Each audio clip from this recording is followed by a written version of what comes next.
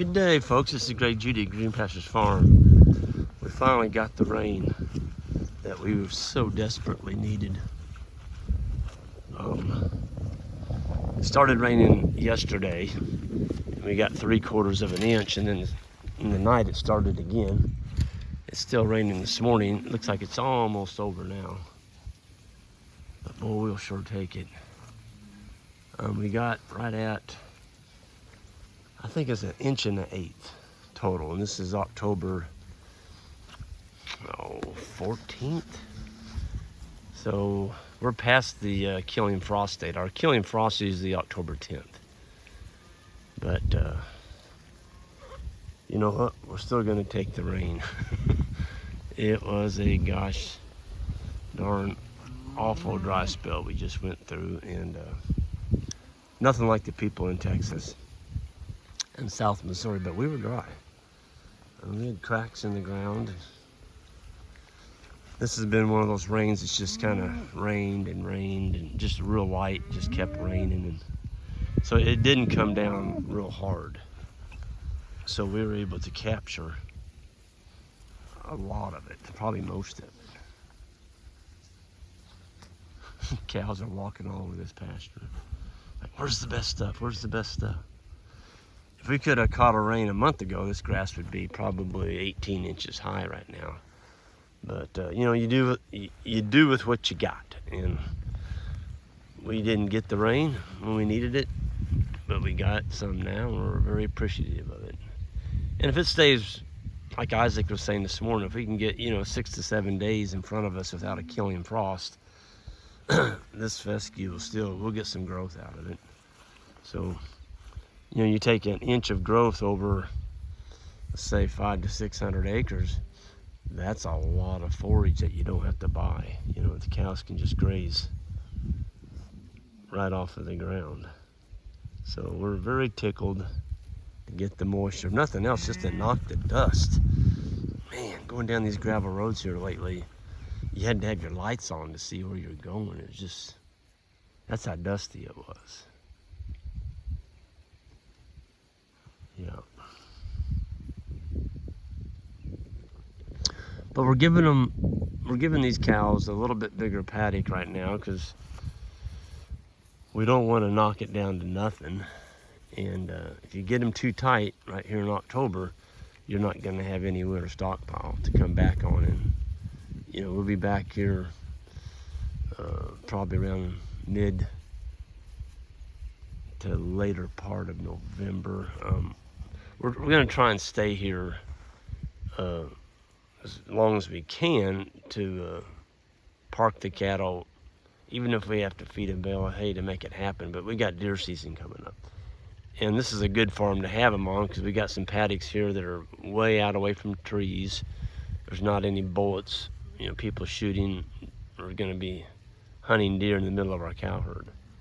You don't want your cow herd in around a bunch of timber where people are going to be hunting.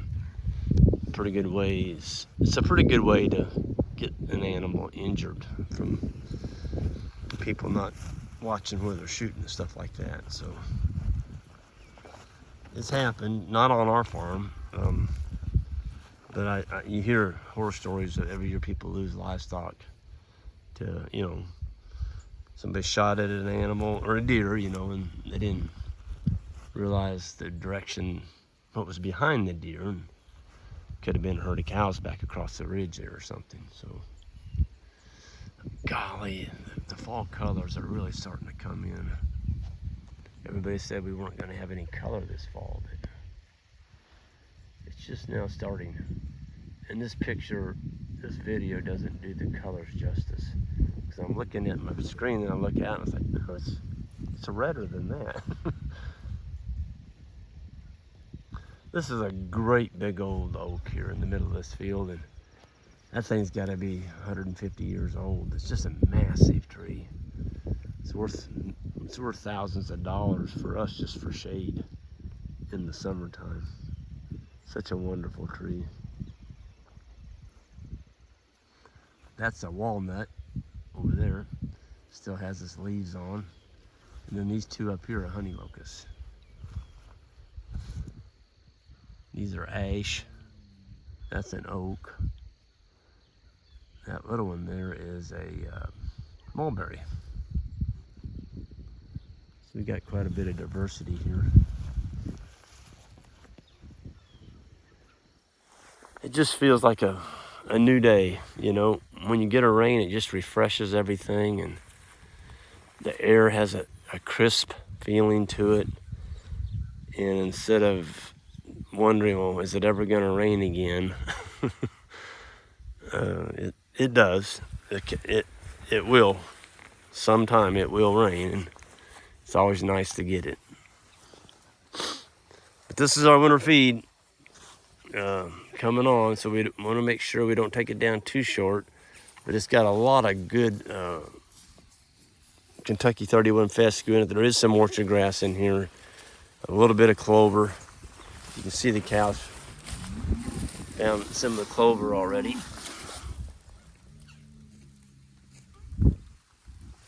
That's white clover. This is one of the paddocks that I did mow off in the end of July. This is owned by a landowner in town, and you know, he comes out here, he likes to see it looking nice. And so, you know, when you got some of these leases, you gotta kind of listen to what your landowners want, and you need to be amenable to that. If you're not, you may not keep that lease very long. Boy, there's a pretty heifer right there. Man, she is a beaut.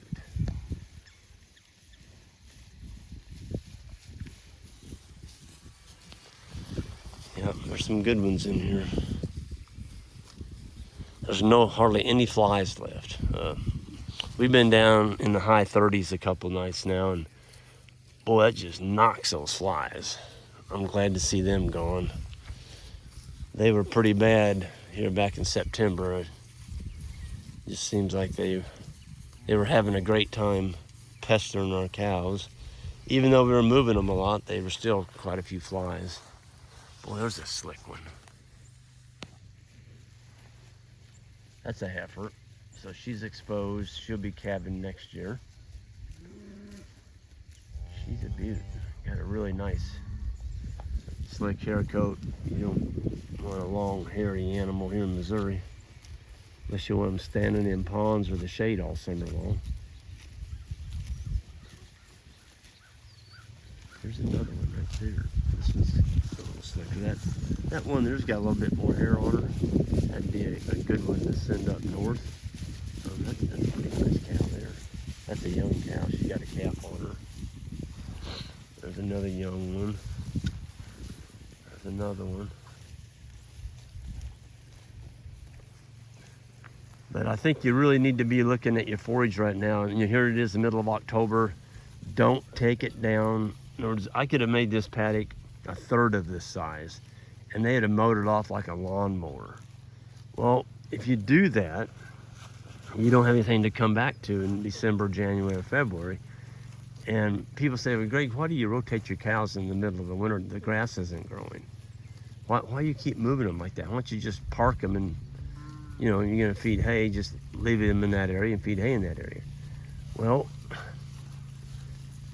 cattle do better when you move them. And you're not exposing them to their manure, the urine, the animal smell on the ground. And so it's just like you. If I put you in a room and said you got to stay there all winter, you can't move out of that room. And by the way, I'm going to bring you food there every day, and you got to learn to eat it off the floor that you stepped on and urinated on and defecated on. You're not going to be a happy camper. It's the same way on cows. Move them. Keep that mob moving, even in the wintertime. And that's why it's imperative right now. You don't want to graze your pastures down too short, because you got to have something to come back to. And so our rotation through the winter, we'll go around all these farms twice. See, I need that much room to keep these animals moving, especially late winter when it's really muddy. You got to have some stockpile out here to put them on. And it's a powerful feeling. You got to roll a wire up in the end of March and see the cows go grazing, and you don't have to really put out much hay. It's because you've metered this stuff out. It'll stay green. It'll stay green all winter long. The tops of it will turn a little brown, but it's gonna stay green down the canopy. And cows would a lot rather eat this than eat hay. They've showed it to me time and time again. So with that, I'm gonna go ahead and get off here. We've got some things going on this morning, and we'll see you all down the road. And boy, 138. This is just a young bull. He's gonna be a good one. Whew. Already showing the masculinity. And a nice butt on him, real tight sheath. See what his testicles look like. Move his tail out of the way. Yeah, he's got a nice even shape of testicles, a good butt on him. Getting him a little bit of clover there with some fescue. He's just a good animal for a young bull. So anyway, I'm gonna get out of here. Hit that subscribe button on the way out if you would. I'd appreciate it. And everyone have a great day.